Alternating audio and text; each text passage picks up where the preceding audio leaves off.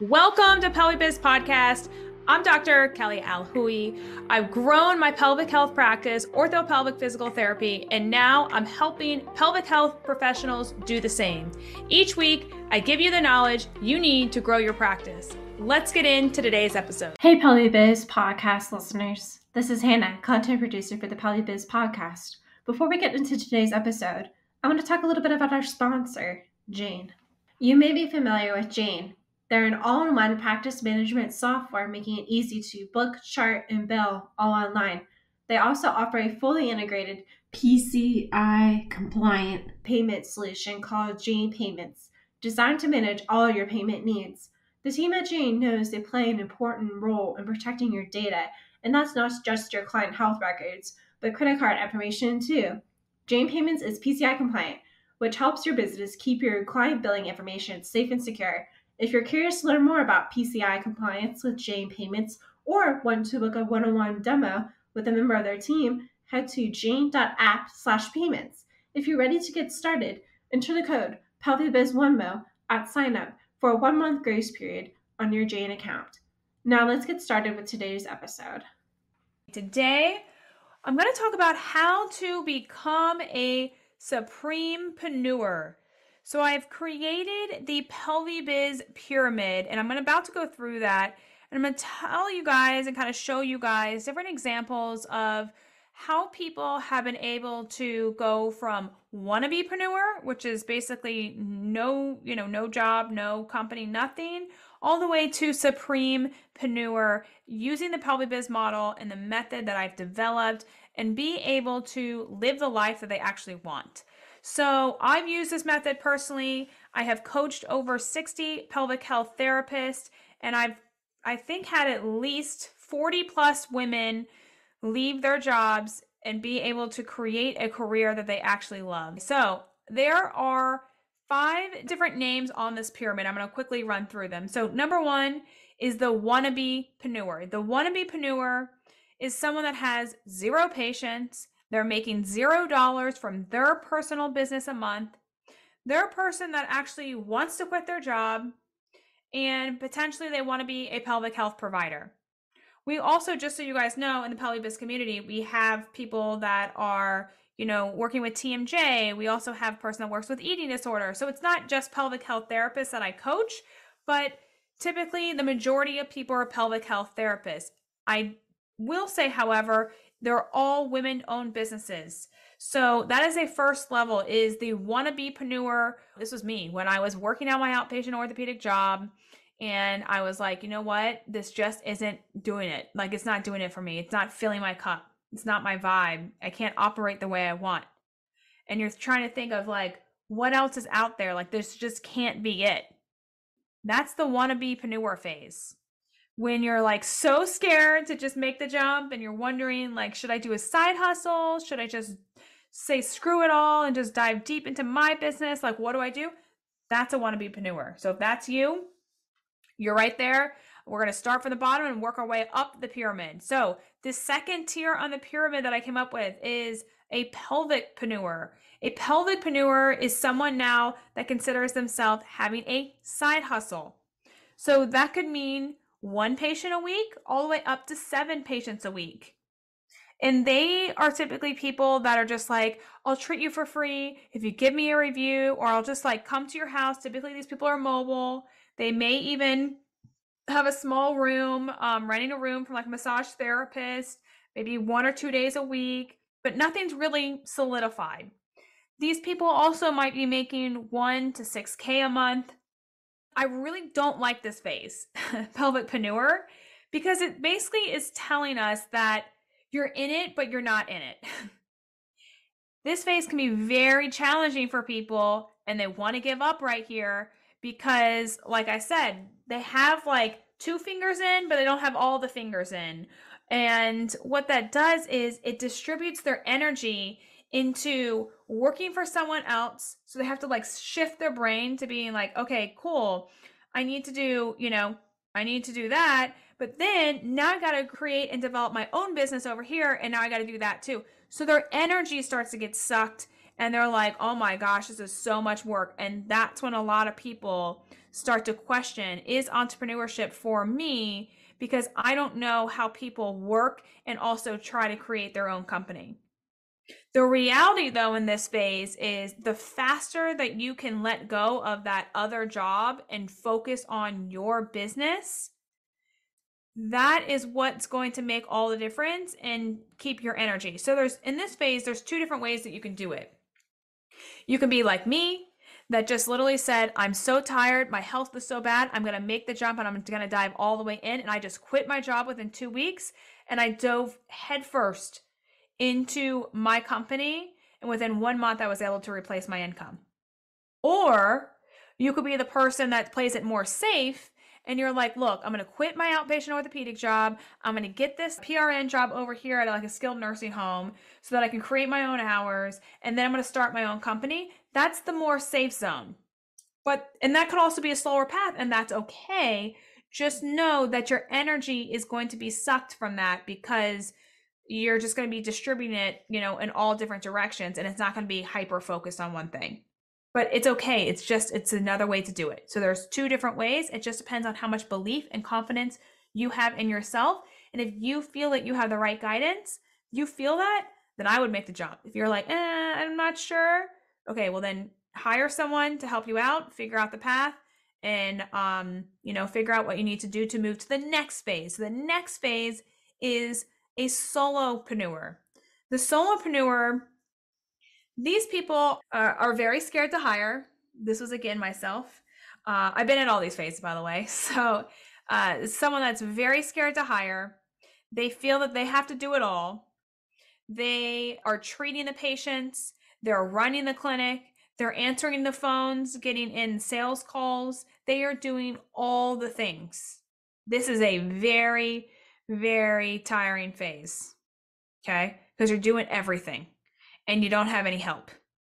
At this point in my career, when I was a solopreneur, I was seeing 50 patients a week, something crazy. Okay, that's 2 PT caseloads. And I should have hired an admin and I should have hired another PT, but I was just so scared to hire and I didn't want to move past this phase because I thought, A, how was I going to pay someone else's salary when I couldn't even afford my own for the last 8 years? And B, like, you want me to now to manage these people? This is a whole new skill set that I have to have. What? Like, please don't make me do that. I just know that I can treat really well, so I'm just going to stick to that because I do that really well and I've been taught that for the last 7 years. So I'm just going to do that. And that's what I did. And the reality was it wore me out. I was working from 7 a.m. to 7 o'clock at night, never saw the light, and it was too much. And I wish I had someone say, Kelly, stop whatever you're doing right now and please go higher. So, solopreneurship is you need profit. This is when you need to make profit. Profit is something that you have left over, as money that you have left over after you pay yourself and you pay all the expenses for your business. I always say it's the most painful place because you're doing all the tasks. You're performing everyone's job and you will be very tired in this phase. You're typically going to be seeing about 8 to 20 patients a week. 8 to 20 patients a week you're going to be seeing, and you're going to be making about 7 to 19K a month in this phase. When we start to work smarter and get over that fear of hiring, which I completely get because that was me, then we're going to move into premiumpreneur. Premiumpreneur is the 4th level on the pyramid. And that is someone that actually wants to start building a team. And with that comes, you can't treat as much. It just cannot be possible because you actually have to manage and you have to be able to guide your team and become the leader. It's a completely different role. You have to change who you are. What we learned in school was that we are only good enough if our hands are touching someone. And that's actually not the case. So in this phase, instead of me being a solopreneur, which I did everything I possibly learned in school was to manipulate tissue and evaluate musculoskeletal condition, now I have to do something that's so unfamiliar, which is premiumpreneur, and be able to hire someone. What do I say to them in the interview? How do I hire someone? How much do I pay them? Who's going to manage this person? Are they going to be on time? Like, there are so many questions that come to this phase, and you have to change as a person, realizing that now your role is not as much as patient emphasis. It's more of building a team and building a clinic that's going to run with whoever you hire and providing that same level of care that your standard was. Well, now you have to have someone else come onto your team and have that same level of standard of care for patients. And it can be very scary because someone else is doing a job that you feel that you are the best at. This phase, people are seeing about 20 to 40 patients a week. Okay. And they're making about 20 to 30K a month. And by the way, that 40 can be split between different providers. So whether or not you're an OT, PT, it can be split between those. And like I said, this phase, you have to learn how to start to decrease your patient caseload because you're just not going to have the bandwidth for that. You're also going to hire an admin during this phase. And admin's really going to help you organize and just help with marketing, help with social media, help with emails, help with the phone calls, like all the things. To me, once I got to premiumpreneur phase, I was like, oh my gosh, why didn't I do this sooner? Within 2 months, I was like, why did I not do this sooner? And I was just so scared to do it before because again, it was about pay. I didn't know how I was going to pay them. And I didn't want that responsibility. I didn't know what I was doing. No one ever taught me how to manage someone. So I was just scared. But the lesson here is, I have to say, looking back, and everyone that I have coached that has been through this phase, it's like, Kelly, why did I not do it sooner? Because admin can help you so much. And many people will ask me, Kelly, do I hire an admin first or a therapist, like an OT or PT? There's no right or wrong, and you can do both. It does not matter. Personally, I hire admin, and then a week later, I'm literally hiring a PT. Admin's going to help me manage the PT until you get to a level where you can actually have a manager on staff that truly manages. But admin will be kind of like your right-hand person and be your eyes and ears when you're not in the clinic because you're marketing or you're doing visionary stuff or you're thinking. So just keep that in mind, that admin really is going to be the other side of your brain. All right, so now the top of the pyramid is supremepreneur. So supremepreneur is where you have multiple therapists on your team. You maybe have multiple admin. You may have a manager at this point, and you're seeing anywhere between 40 to 100 plus patients a week, and you're making anywhere between 30K all the way to 100 plus K a month. Now, most people would say, Kelly, great. I'm supremepreneur. I got to the top of this pyramid. I made it to the top. This is fantastic. Well, guess what? It doesn't stop there. There is more that you have to do as a supremepreneur, but you actually start working smarter rather than harder.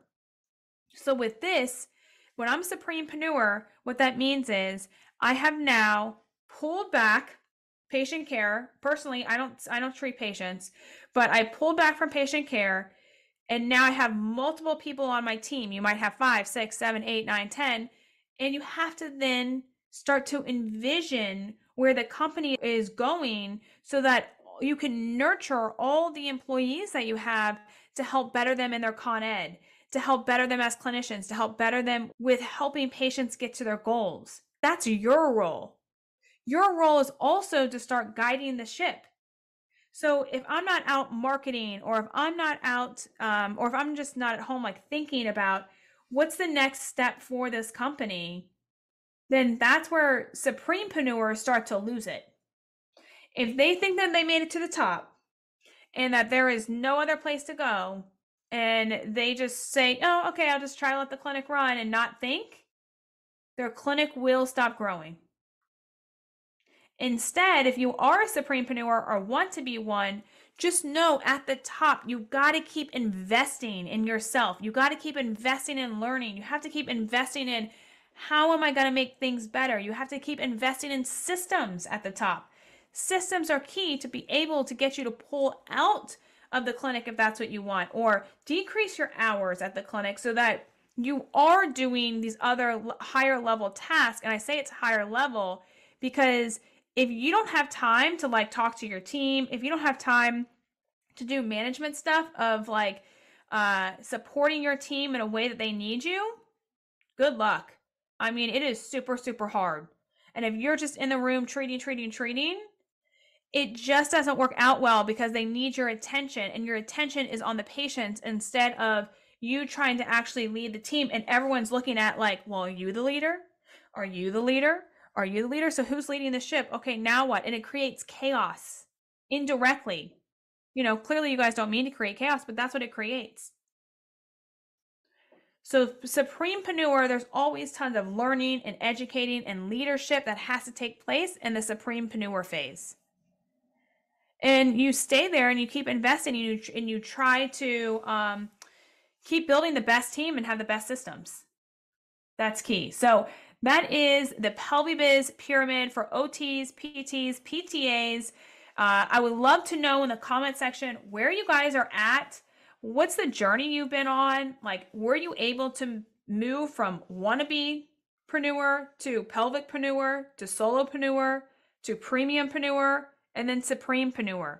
Where are you at, and were you able to move from one phase to the next? And if so, would love to hear your story in the comments below. Hopefully this gives you some hope and gives you a pathway of like, okay, I'm here, now let me get to here. Now I'm here, now let me get to here. And that's going to help give you a guide of where you're at and what you need to do for the next steps going forward. So hopefully you guys got some great tips from that. Have a great day, guys. I consider myself a business and life coach. Are you ready to live the life of your dreams as an entrepreneur? If so, let's chat. See the episode notes below and go ahead and book a call. See you all next week.